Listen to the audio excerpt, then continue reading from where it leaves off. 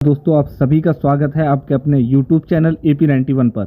आज महत्वपूर्ण टॉपिक पर बात करेंगे। बिहार में अगर प्राथमिक विद्यालय से लेकर उच्चतर माध्यमिक तक अगर आप किसी भी विषय में अगर शिक्षक हैं तो आपके लिए आने वाले समय में क्या प्रखंड शिक्षा पदाधिकारी के जैसे पदों पर अब जाना आसान हो गया है? क्या आने वाले समय में बिहार शिक्षा विभाग ने जो एक नई नियमावली को इंट्रोड्यूस करवाया है, तो बिहार में लगभग 5 लाख शिक्षक के लिए क्या यह एक सुनहरा अवसर है कि यह अब शिक्षक के अलावे कुछ उच्च पदों पर भी यह आसीन हो सकते हैं? इसके लिए क्या वेतनमान का निर्धारण होगा और कैसे कोई शिक्षक, कोई टीचर जो बिहार में कार्यरत है प्राथमिक स्तर से लेकर उच्च माध्यमिक स्तर तक, कैसे वह प्रखंड शिक्षा पदाधिकारी के पद पर अपने आप को पदस्थापित करता हुआ देख सकते हैं? तो इस विषय में कुछ समझेंगे, इस चीज़ को, इस नियमावली को समझेंगे और इसमें जानेंगे कि मूल कोटि में कौन सा पद आया है और कौन से पद पे आप प्रमोशन के तहत जा सकते हैं। तो अगर आप बिहार में अगर आप शिक्षक हैं तो आपके लिए काफ़ी सुनहरा अवसर है। आप इसे ज़रूर देखिएगा क्योंकि यह वीडियो उन लोगों के लिए खासा महत्वपूर्ण है जो एक्सक्लूसिव टीचर बने हैं, बीपीएससी टियर 1, टियर 2 या 3 से आए हैं। यहाँ पे उन लोगों के लिए भी एक बहुत बड़ा चांस है। बहुत कम समय में जिस तरीके से आप बिहार की शिक्षा में जो व्यापक बदलाव देख रहे हैं, शिक्षक बहाली से लेकर आने वाले समय में बिहार सरकार के शिक्षा विभाग को बेहतर अनुश्रवण संचालन के लिए विद्यालय में कैसे बेहतर ढंग से कार्य संचालन हो, इसके लिए बिहार में हजारों से भी अधिक पदों का सृजित किया गया है। अब देखेंगे कि यह नियमावली कैसे संचालित होगा, तो आप इस वीडियो को लास्ट तक जरूर देखिएगा। और कब यह वैकेंसी आने वाली है, अगर आप नए जुड़े हैं तो चैनल को जरूर सब्सक्राइब कर लीजिए क्योंकि आपसे रिलेटेड इन्फॉर्मेशन हम देते रहते हैं। वीडियो अच्छा लगेगा तो ज़रूर शेयर कीजिएगा ताकि ज़्यादा से ज़्यादा लोगों के पास में यह वीडियो जा सके, और अच्छे लगे तो ज़रूर शेयर करिए। और वीडियो कहाँ से देख रहे हैं ये तो कमेंट बॉक्स में बताना ना भूलें। इस वैकेंसी से रिलेटेड तो आप अपना कमेंट लिख सकते हैं। चलिए बात करते हैं बिहार सरकार के शिक्षा विभाग में बदलाव में। एक बहुत बड़ा बदलाव और एक बहुत बड़ा गोल्डन अपॉर्चुनिटी आप सभी शिक्षकों के लिए मिलने वाला है।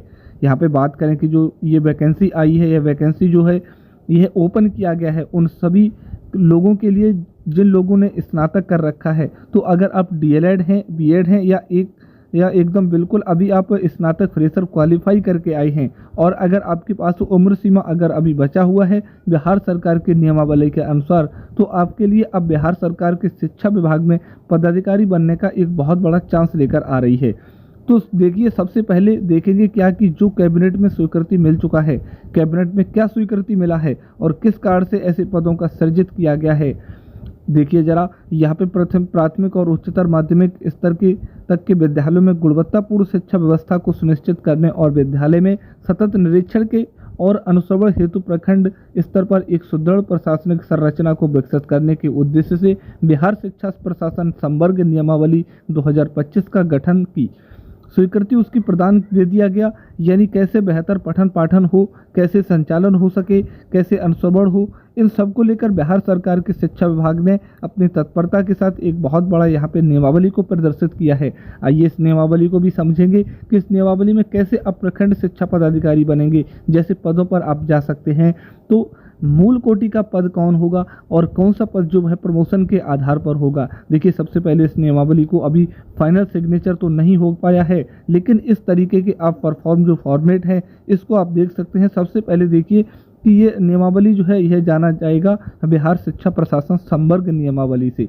और इस नियमावली में जो पद आए हैं, ध्यान रखिएगा, जो 2 पद आए हैं, साथ ही इसमें एक पद जो है वह 10 पंचायत में एक ऐसे अहम पद को लाया गया है जो 10 पंचायत में यह विद्यालय के अनुश्रवण संचालन उसका निरीक्षण का देख रेख करेंगे। और सबसे बड़ी खास बात क्या है होगा कि यह पद जो होंगे यह वेतनमान के पद होंगे, क्योंकि इन पदों का जो एग्ज़ाम होगा वो बीपीएससी जैसी संस्थाओं के द्वारा एग्ज़ाम लिए जाएंगे।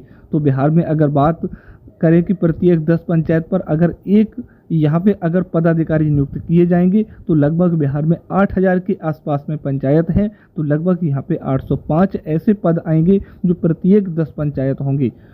तो एक आप 805 पदों पर यह कैसे जा सकते हैं, इसके लिए क्या योग्यता होगा। और दूसरा अगर बात करें यहाँ पे तो प्रखंड स्तर पर जो अभी भी ईओ का पद है, प्रत्येक प्रखंड में जो एक ब्लॉक एजुकेशन ऑफिसर्स होते हैं, तो प्रत्येक ब्लॉक के आधार पर एक ब्लॉक एजुकेशन ऑफिसर की जगह पर एक और नए पद को दिया गया है। और यह पद क्या एग्जाम से होगा या प्रमोशन से होगा, तो इस विषय को भी इसमें समझेंगे। देखिए, ये बिहार शिक्षा प्रशासन संवर्ग नियमावली 2025 जो है, यह जो संचालित हो रहा है, तो इसमें इस बात को मेंशन किया गया है इतनी क्लियरिफिकेशन के साथ, इसलिए कहा जा रहा है कि यह आयोग का यहाँ पे चर्चा किया है नियमावली में, और आयोग में यहाँ पे बिहार लोक सेवा आयोग लिखा गया है।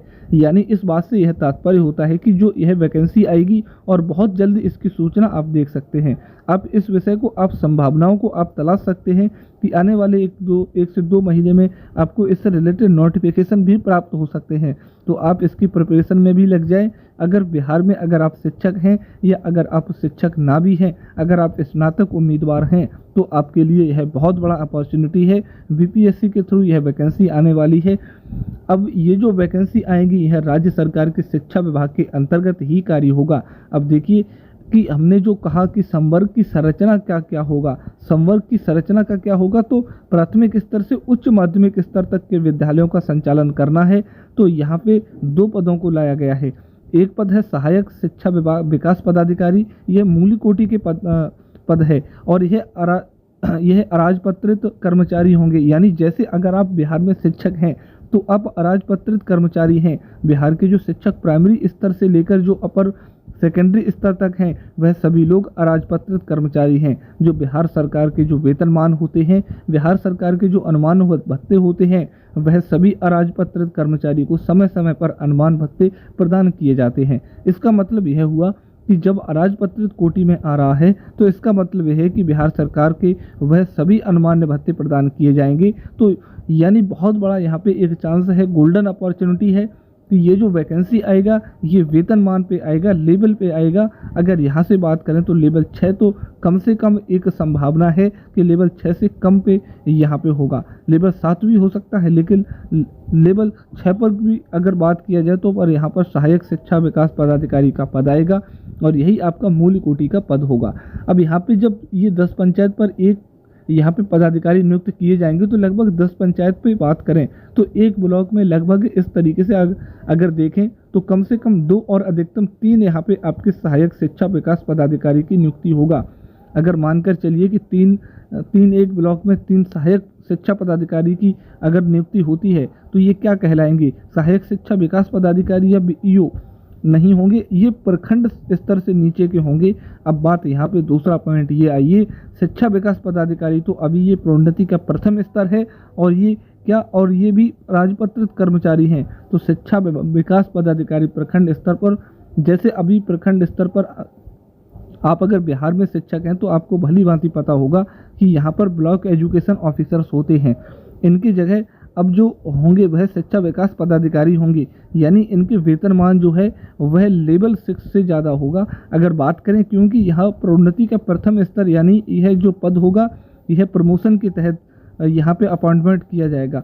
अब बिहार सरकार का प्रमोशन के क्या नियमावली है, अब यहाँ पर सबसे पहले आपका सहायक शिक्षा विकास पदाधिकारी के पद पर जाना होगा, फिर उसके बाद आपको शिक्षा विकास पदाधिकारी के पद पे यहाँ पे आपको अपॉइंट किया जाएगा। अब बात ये आता है कि अभी तक जो ब्लॉक एजुकेशन ऑफिसर्स का जो अपॉइंटमेंट इधर देख सकते हैं, तो यहाँ पे कुछ ब्लॉक एजुकेशन ऑफिसर्स का जो अपॉइंटमेंट होता था वह नियुक्त किए जाते थे परीक्षा के माध्यम से, और कुछ ऐसे लोग थे जिनको शिक्षा विभाग के ही शिक्षा संवर्ग से जो बुनियादी विद्यालय जैसे विद्यालय में जो कार्यरत था